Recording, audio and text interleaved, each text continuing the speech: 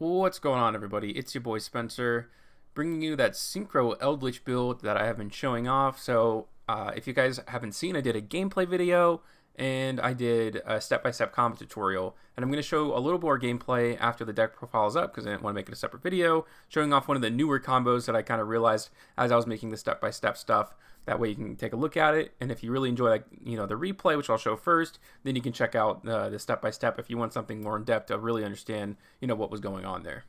All right, we'll go right into it, starting off with 2 Eldlich. I feel like it's a decent ratio, Next, you have Gen X Controller, the normal monster that is searched off of Gen X Undyne. So you have 3 copies of those, and 1 copy of Christian Rosenix, which gets sent off of the Undyne. Next, you have your other play starter, which is Deep Sea Diva. Next, you have the Atlantean Prince to go along with Deep Sea Minstrel, 3 copies of Atlantean Dragoons, 1 copy of Mooling Glacia, 3 Ash Blossom, definitely, part of your disruption, 2 Magician Souls to go along with 3 Illusion of Chaos. This card definitely helps you send all of your game-ending bricks back into the deck. So that's Atlantean Prince, that's Colt Wing, and that is Penguin Soldier. This one is...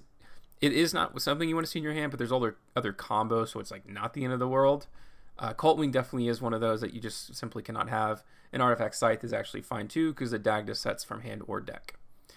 Anyways, so I talked about Penguin Soldier, I talked about Despot 001. This card can be in the hand. Colt Wing and the Artifact Scythe, along with 1 Called by the Grave, 3 Forbidden Droplets, 3 Cursed Eldlin. So this deck is obviously not affordable in the slightest bit at all. Totally understand that. 3 Infinite Impermanence, 3 Scarlet Sanguine, 2 Conquistador, 1 Hakero, and 1 Golden Land Forever! Exclamation point there. Going on to the extra deck, there is a Borreload Savage Dragon, a Penguin Brave, a Desert Lotus, Kiji Wonder Magician, 2 Elder Entity Cthulhu, the number 60 Dugaris, an Access Code Talker, Nightmare Unicorn, Mecha Phantom Beast Auroradon, a Nightmare Phoenix, Artifact Dagda, 2 Christian Halley Firebrax, so there's like multiple combos you can go through with them. That way you're not kind of stuck with your other play starters later into your game, and the 1 Link Spider used, in your Gen X Undyne combo. Onto the side deck, I have a Nibiru, 3 Ghost Spell and Haunted Mansion, simply because your opponent will try to banish a lot of things that you need in the graveyard. So as much as it's disruption on your opponent, it's good for you too. Droll and Lockbird, just in general, is very good. A Lightning Storm and a Cosmic Cyclone against those back row heavy decks. Siding is pretty straightforward in this deck. You have your Infinite Impermanences, your Forbidden Droplets, and your 3 Ash Blossom. So all of those cards obviously are very good targets to side for whatever you actually need in there. And if your opponent doesn't go into the extra deck, you can also take out Artifact Scythe, of course.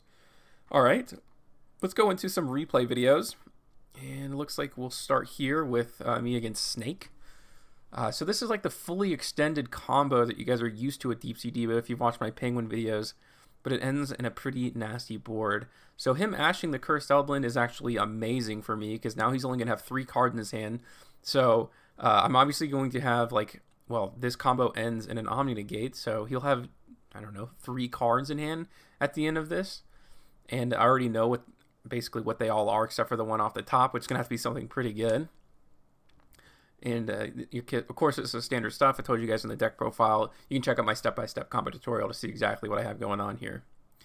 The Colt Wing gives me tokens, brings back the Despot 001, 2 Cthulhu's, so I get to draw 2. I mean, the advantage that you gain is just unreal through this combo. In the Scarlet Sanguine, it would have been nice, obviously, if I had gotten the Golden Land Forever, but it's kind of just icing on the cake at this point.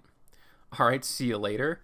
Hopefully he's got something good off the top. It's a Chaos Space, but I do have the, whatever it is. And I could have also had hand traps, something like that. But he's going to be pretty hard-pressed to break through this entire board all that quickly, especially with something like Borreload Savage Dragon there. And we'll go against Prank Kids. Again, I think this deck can take on, meta matchups for the most part. And I probably actually end up going to the exact same combo here. Deep Sea Diva just does so much for you. And a lot of the times, if this is ashed, the only thing missing at the end of the day is the Mooling Glacia, which is very good. But, you have to feel pretty good about yourself at the end. Without that, they are going to have 6 cards. You'll have basically completely replenished your hand by drawing 2. And I had something like a Forbidden Droplets and a Cursed and a Conquistador, and whatever else I draw. So it's just icing on the cake at the end of the day. Alright, let's see what I can get off the top here. A couple of cards. Dragoons and an Undyne, so I at least have a play started for next turn, but I already had some already like really good stuff here. Alright, Moulin Glacier, a couple of cards over his are going to go bye-bye. So he has the polymerization. I already know he has Pinkertops. Most of my focus is going to be just stopping him using like polymerization. Once I do that, I know prank kids are going to be in a not so good spot. And I had the Forbidden Droplets there. I can go ahead and, you know, chain call by the grave to make sure nothing gets popped in my field, thus leaving my Omni Negate open, which is, you know, very much the point of all of this. And I send Cursed Eldlich, meaning I'll be able to get a Scarlet Sanguine at the end of the turn. No polymerization for him. He goes into our Boral Sword Dragon.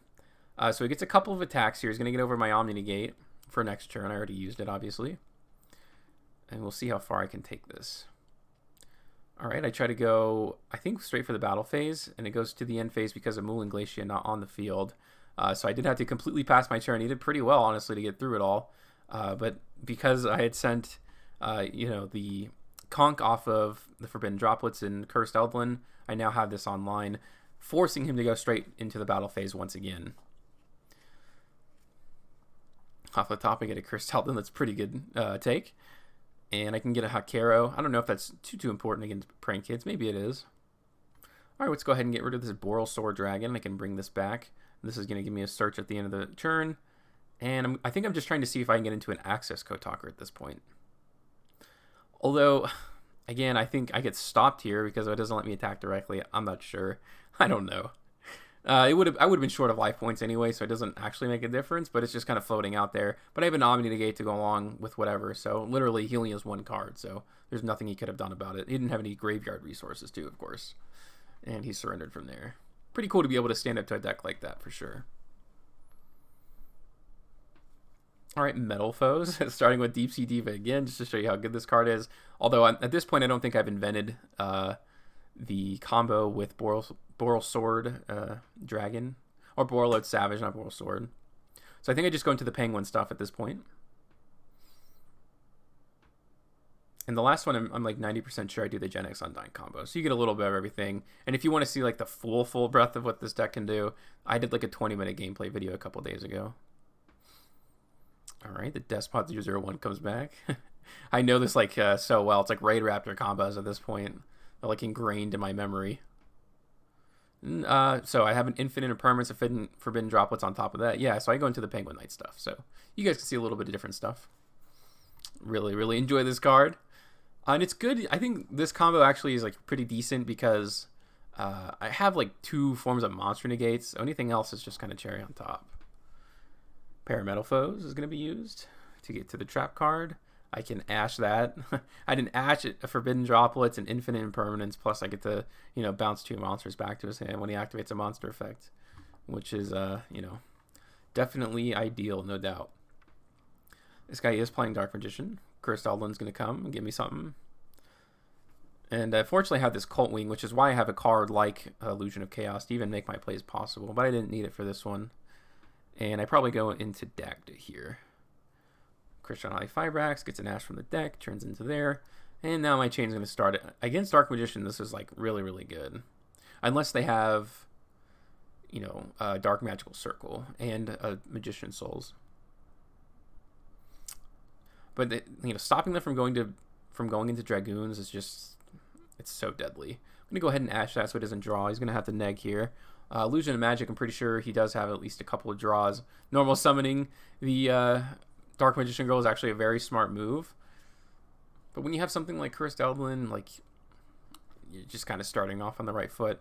So I'm going to go ahead and get rid of his back row. It's Eternal Soul. Don't know if I would have used the effect, although I guess you draw deeper into your deck at some point. Okay, Cursed Eldlich. I'm going to get rid of that so I can send a conch to the graveyard. That way I can get a Scarlet Sanguine. But you can't... This effect cannot be negated. Like, you just can't negate Eldlich unless you stop it from being summoned, because it's until the end of the next turn. So even if it's negated, obviously, that effect still goes through. But yeah, that's the deck profile and a little bit of extra gameplay video. Other than that, that's going to do it for today's video, and I'll see you guys next time.